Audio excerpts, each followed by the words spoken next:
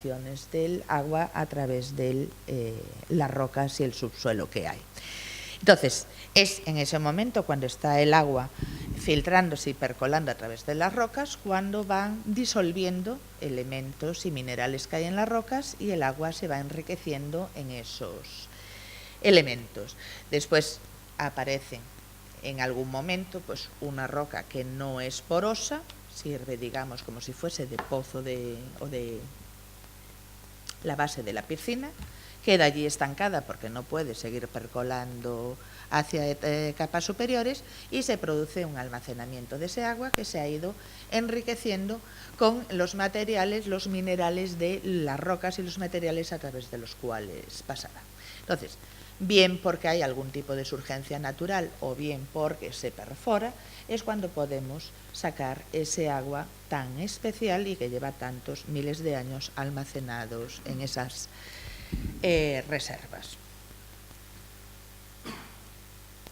Entonces, el agua mineral natural sería aquella microbiológicamente sana, aunque podríamos hablar mucho de qué es el sana, lo vamos a interpretar como que no es nociva para el hombre. No es muy correcta esta frase, y soy química, si escuchan las críticas de un microbiólogo ya.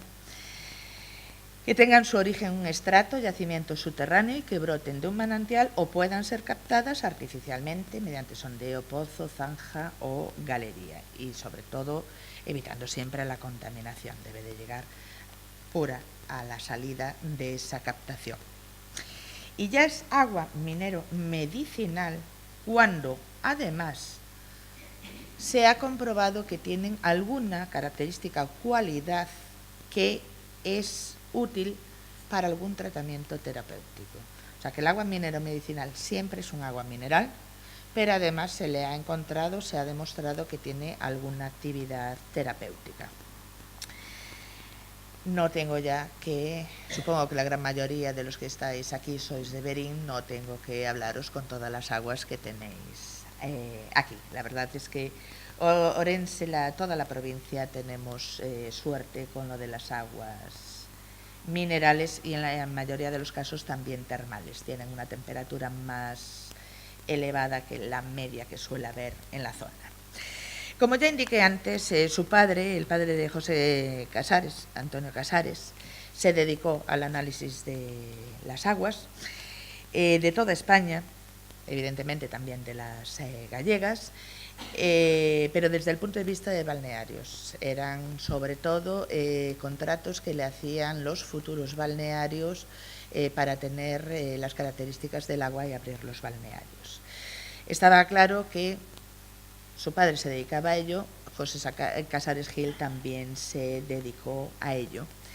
Repitió análisis no por poner en crítica a su padre, evidentemente, pero lo repitió, pues primero, por abogar y sobre todo lo hizo en la Sociedad de Hidrología, por verificar que la composición de ese agua se mantenía en el tiempo, que es algo que debe de cumplir un agua mineral. Entonces, repitió análisis del padre para confirmar los contenidos que ya había determinado su padre. Además, durante ese periodo se habían descubierto nuevas sustancias o se habían desarrollado nuevas metodologías de análisis, con lo cual él pudo ampliar la lista en la composición química de las aguas que analizó. También, aparte de a nivel público, a nivel privado, por algún encargo, certificó las composiciones químicas y en colaboración con algún colega que hizo la parte microbiológica. De hecho, en el balneario de Berín, en las puertas, hay 2 placas. En una se recoge José Casares Gil con la composición química que determinó y en la otra está Santiago Ramón y Cajal, que fue premio Nobel, confirmando que estaban microbiológicamente sanas esas aguas. Evidentemente son 2 nombres de gran renombre, por eso lo seguirá manteniendo y yo creo que caerá ese edificio y seguirán en pie esas 2 placas, porque no todo el mundo tiene de estos 2 personajes un informe. Prueba también de su gran experiencia con las aguas minerales. Este es un trozo del escrito que hizo para el primer viaje que realizó, que había sido a Alemania. Estaba solicitando permiso para poder ir a ver cómo era la química en otros países y hacer la comparación, concretamente con Alemania. Bueno, sigue el texto, resalté solo los párrafos. Solicitaba el permiso para ir a aprender los métodos de investigación científica y poderlos después difundir desde su cátedra, y para justificar su petición hace alusión a que en la revista de Fresenius, que es de analítica y bioanalítica, de las primeras que surgieron, habían salido publicados los análisis que había realizado de algunas aguas de balneario, como la de Lugo, Quitius, La Toja y Tona.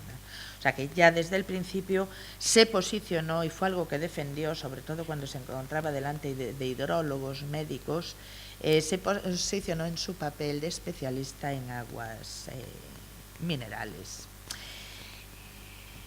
Hay muchísimos libros, en muchos trae, como el primero que los analizó fue su padre, un ejemplo sería este. Como su padre fue de los primeros en hacer los análisis de las aguas, sobre todo de las gallegas, no sé si por deferencia pues suele aparecer más el padre. El problema también es que en muchos libros se habla de doctor Casares. Entonces, con el doctor Casares pues tuve que leer muchísimo y sobre todo irme guiando de los años para conseguir discernir si hablaban del padre o hablaban del hijo. Y menos mal que, por ejemplo, un hermano de José Casares también fue un eminente botánico gallego.